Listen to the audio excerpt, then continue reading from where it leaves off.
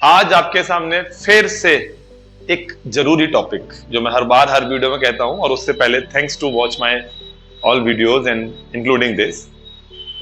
आज मैं बात करूंगा अपनी मैक्रो इकोनॉमी के अंदर, जिसमें मैं पहली 2 क्लासेस में बहुत सारी जो मेरे टॉपिक है उनके बारे में बात कर चुका हूं। आज है हमारी एक और टॉपिक है जो बहुत जरूरी है मैक्रो के लिए।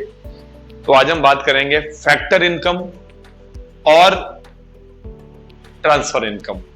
ये दोनों ही इतनी जरूरी इनकम है जिनके बीच में डिफरेंस जानना हमारे लिए बहुत जरूरी है।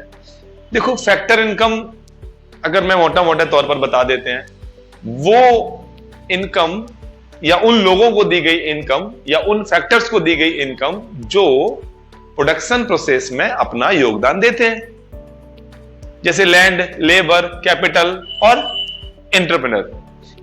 लैंड को क्या मिलता है? रेंट। लेबर को क्या मिलता है? Wages and salary. एंटरप्रेन्योर को क्या मिलता है? प्रॉफिट। और कैपिटल को क्या मिलता है? इंटरेस्ट। ये चारों को जो इनका रिवॉर्ड मिलता है, लेकिन ये चारों किसी न किसी प्रोडक्शन मतलब प्रोसेस में, चाहे वो गुड्स का हो या सर्विसेज का हो, ये उसमें लगे होते हैं। तो इसको थोड़ा सा हम एज अ डेफिनेशन कुछ ऐसे जानते हैं कि it refers to income received by factors. अब फैक्टर्स मैंने बता दिया आपको 4 होते हैं: लैंड, लेबर, कैपिटल और एंटरप्रेन्योरशिप। कौन कौन होते हैं? लैंड, लेबर,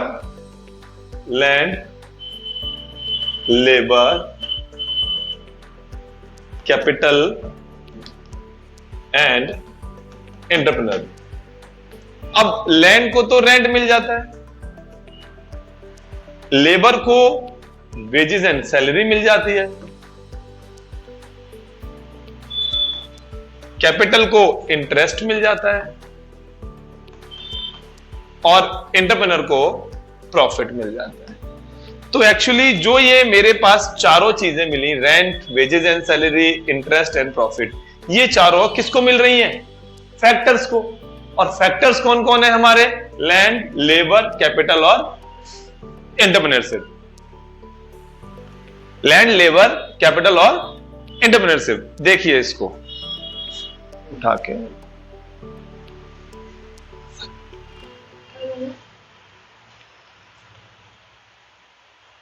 ओके, देखा आपने?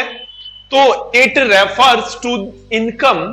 थोड़ा सा इसको मैं आपको बड़ा करके दिखा देता हूं जिससे आपको ये बहुत अच्छे से समझ आएगा। ये कुछ ये लीजिए, ये आपके सामने मैंने बड़ा कर दिया। देखिए, इट रेफर्स, इसको कैसे याद करना है, टुकड़ों में याद करना है। It refers to income received by factors of production. देखो, नेचुरली है, प्रोडक्शन के ही फैक्टर होने चाहिए, कोई और फैक्टर तो आप लोगे नहीं, प्रोडक्शन के फैक्टर लोगे।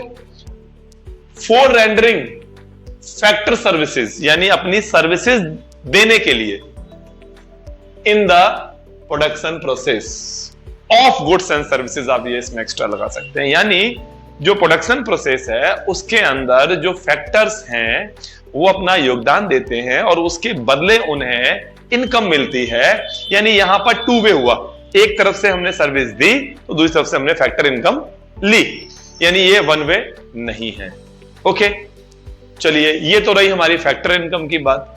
लेकिन अब हम बात करते हैं, एक और इनकम होती है जिसे हम कहते हैं ट्रांसफर इनकम। क्या कहते हैं?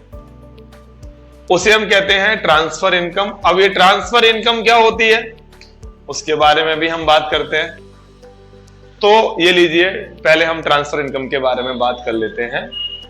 Transfer income received without rendering any productive services in production process. यानी बिल्कुल सेम यही डेफिनेशन लेनी है, बस इसमें एक चीज एक्स्ट्रा लगी जिसे हम कहते हैं, इसमें फैक्टर में था it refers to income received by factor of production for rendering factor services, और उसमें क्या है? For not rendering factor services. यानी इसमें सिर्फ लेना ही लेना है, देना कुछ नहीं है। कुछ एग्जांपल भी दूंगा तो आपको उससे ये ज्यादा समझ आएगा। तो अभी हम फिलहाल इसकी डेफिनेशन देखते हैं कि क्या इसकी डेफिनेशन है। तो यहां पर हम देख पाते हैं, जैसे it refers to income received without rendering any productive services in production process. ठीक है ना। मींस इसका ये है कि बिना किसी प्रोडक्शन प्रोसेस में अपनी सर्विसेज दिए इनकम ले ली, तो ये वन वे इनकम होती है। जैसे मैंने अपने फादर से पॉकेट मनी ली, मैंने उन्हें क्या सर्विस दी? कुछ भी सर्विस नहीं दी।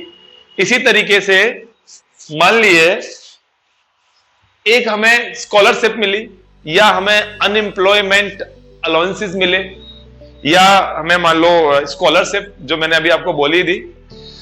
तो इस तरीके से और जैसे मान लो एक ओल्ड एज पेंशन है, एक पर्सन अपने फादर को उनका जो है खर्चा भेजता है, एक बेटा अपने फादर के लिए जेब खर्च भेजता है। तो ये सारी चीजें जो जिसके बदले कोई सर्विसेज नहीं की जाती और हमें सिर्फ उसकी पेमेंट जो है दे दी जाती है, गिफ्ट दे दिए जैसे, ये सारी चीजें आपकी ट्रांसफर इनकम होती हैं। जेब खर्च हो गया, स्कॉलरशिप हो गई, ओल्ड एज पेंशन हो गई, यानी इनमें हमें इनके बदले हमने कोई सर्विसेज नहीं मतलब पैदा की, बट हमें पैसा जरूर मिला ओल्ड एज पेंशन की तरह। तो इनको हम कहते हैं ट्रांसफर इनकम। तो आपको समझ आ रहा होगा what is transfer income and what is factor income. Factor income जिसमें हम प्रोडक्शन सर्विसेज में अपनी सर्विसेज देते हैं, ठीक है, और ट्रांसफर इनकम जिसमें कोई भी हम सर्विसेज नहीं देते और हमें फिर भी इनकम मिलती है। इसके अंदर दोनों नेशनल इनकम और डोमेस्टिक इनकम ये दोनों में काउंट होती है फैक्टर इनकम, क्योंकि उसी से ही देखो फैक्टर इनकम इसलिए काउंट होती है क्योंकि उनका योगदान, उनका जो अपना कंट्रीब्यूशन है वो गुड्स एंड सर्विसेज के प्रोडक्शन में होता है। लेकिन ये दोनों में ही एक्सक्लूड की जाती है क्योंकि इसका किसी भी प्रोडक्शन और सर्विसेज में कोई योगदान नहीं होता। ये एक अर्निंग कंसेप्ट है और ये एक रिसीप्ट कंसेप्ट है। इसमें सिर्फ रिसीप्ट हुआ, अर्न नहीं कह सकते। मैं ये नहीं कह सकता जी मैंने अपने फादर से जेब खर्च अर्न किया, ना, सिर्फ रिसीव किया। It received by factors of production and it generally received by households and government. अब जैसे एग्जांपल ना दे दिए, rent, wages, interest and profit, ये मैं आपको पहले दे चुका हूं, लेकिन scholarship, old age pension, unemployment allowances and the pocket money, ये सारे हैं आपके ट्रांसफर इनकम के एग्जांपल। तो उम्मीद कर रहा हूं आप लोगों को ये बहुत अच्छे से समझ आया होगा। अभी इसी में हम एक और पार्ट पे चलते हैं जिसका नाम है final goods and the intermediate goods. क्या होते हैं ये final goods and intermediate goods? What is this? ध्यान देना, फाइनल गुड्स जो हमारे प्रोडक्शन प्रोसेस से बाहर निकल चुके हैं, प्रोडक्शन प्रोसेस से बाहर निकल चुके हैं, और इंटरमीडिएट गुड्स जो अभी इसके अंदर ही चल रहे हैं। तो जो इंटरमीडिएट है जिनको मैं ग्रीन कलर से दिखाता हूं, ये अभी अंदर ही चल रहे हैं, और रेड कलर में दिखाता हूं फाइनल गुड्स को, तो ये इससे बाहर निकल गए। अब फॉर एग्जांपल मान लो चीनी, शुगर, चीनी एक हाउस होल्ड, एक परिवार खरीद के लाता है अपने घर के लिए, वो फाइनल गुड्स है। उससे वो क्या करेगा? चाय बनाएगा, वो फाइनल गुड्स है, फाइनल कंजप्शन भी है वो। लेकिन अगर एक हलवाई या एक चाय की दुकान वाला चीनी खरीद के लाता है और फिर उसमें वो उससे चाय बनाता है और उस चाय को आगे सेल करता है, तो उसी समय चीनी कहलाएगी इंटरमीडिएट गुड्स। और जब घर वाले खरीद के लाते हैं उसे हाउस होल्ड्स, तो वो कहलाएगी फाइनल गुड्स। क्योंकि अभी चीनी को जब एक चाय वाला खरीद के लाता है तो उससे वो अभी फर्दर प्रोडक्शन एंड सर्विसेज कर रहा है, क्योंकि वो उस चाय को बेचेगा, इसीलिए वो अभी प्रोडक्शन प्रोसेस से बाहर नहीं निकली चीनी, तो वो फाइनल गुड्स नहीं बन पाई, वो इंटरमीडिएट कंजप्शन बन गई या इंटरमीडिएट गुड्स आपकी बन गई। लेकिन जैसे ही ये एक परिवार ने खरीदी तो ये बन गई फाइनल गुड्स। तो फाइनल गुड्स जो फाइनल कंजप्शन के लिए खरीदी जाती है, डायरेक्टली सेटिस्फाई करती है कस्टमर को, और वो आगे उसको रीसेल के लिए नहीं खरीदता, ना आगे फर्दर प्रोडक्शन में उसका कोई यूज होता। लेकिन जो इंटरमीडिएट कंजप्शन है वो अभी भी आगे प्रोडक्शन में यूज होगा, as a raw material use होगा, और आगे प्रोडक्शन होने के बाद उसकी कीमत में वृद्धि करके, यानी उसकी कीमत को और बढ़ा के फिर उसे आगे बेच दिया जाएगा। तो थोड़ा सा मैं इसको आपको अच्छे से डिस्क्राइब करके बताता हूं इस डेफिनेशन के थ्रू जो इसमें है हमारे पास। तो यहां से अगर आप देख पाए अच्छे से तो जस्ट अ मिनट देखिए,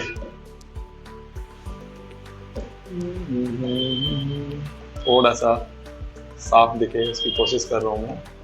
ये लीजिए, तो यहां पर हम बात करते हैं final goods referred to as those goods which do not require further processing. यानी फाइनल गुड्स वो हैं जो अभी अब आगे प्रोसेसिंग उसके लिए रिक्वायर नहीं है, यानी वो प्रोडक्शन प्रोसेस से बाहर निकल चुकी है। एक्चुअली इन गुड्स को हम कंज्यूमर गुड्स भी कहते हैं, जो डायरेक्टली सेटिस्फाई करते हैं कंज्यूमर को। जैसे मैंने बताया, चीनी एक परिवार ने खरीदी, एक हाउस होल्ड ने खरीदी, तो वो फाइनल कंजप्शन है, यानी फाइनल गुड्स के रूप में कंज्यूम की गई है। लेकिन यहां से शुरू करते हैं रेड मार्क में intermediate goods are referred to as those goods that are used by businessman या in the business in producing goods और services as a raw material. यानी इंटरमीडिएट गुड्स वो गुड्स हैं जिनको आगे बिजनेस में प्रोडक्शन एक्टिविटी के अंदर यूज किया जाएगा या उसकी वैल्यू एडेड की जाएगी। सपोज एक दुकानदार शर्ट खरीद के लाया, सेल नहीं रहा, वो बस खरीद के लाया और उसे आगे किसी कस्टमर को सेल करेगा। तो जब दुकानदार शर्ट खरीद के लाता है आगे कंज्यूमर को बेचने के लिए, तो वो उसके लिए एज अ रॉ मटेरियल, मतलब इंटरमीडिएट कंजप्शन है, क्योंकि वो अभी उसका प्रोडक्शन तो नहीं करेगा, लेकिन उसकी वैल्यू में अभी एडिशन होना बाकी है।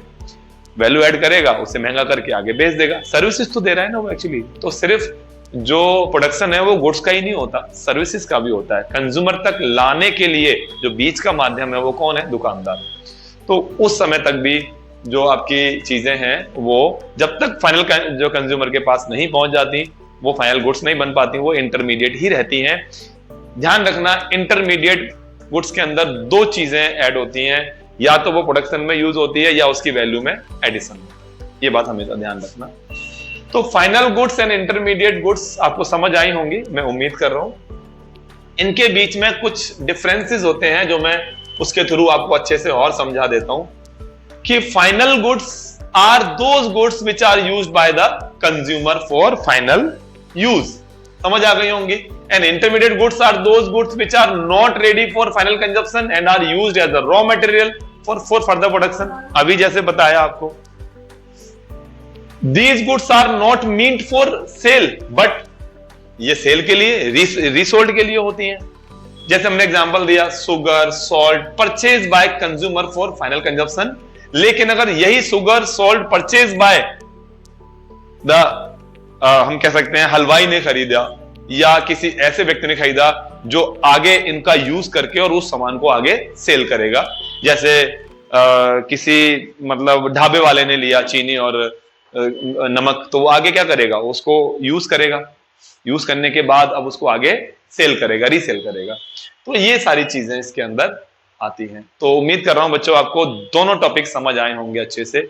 एक फैक्टर इनकम और ट्रांसफर इनकम, और दूसरा final goods and intermediate goods. ठीक है, चलिए, थैंक यू। मिलते हैं नेक्स्ट वीडियो में नेक्स्ट नई चीज लेकर के।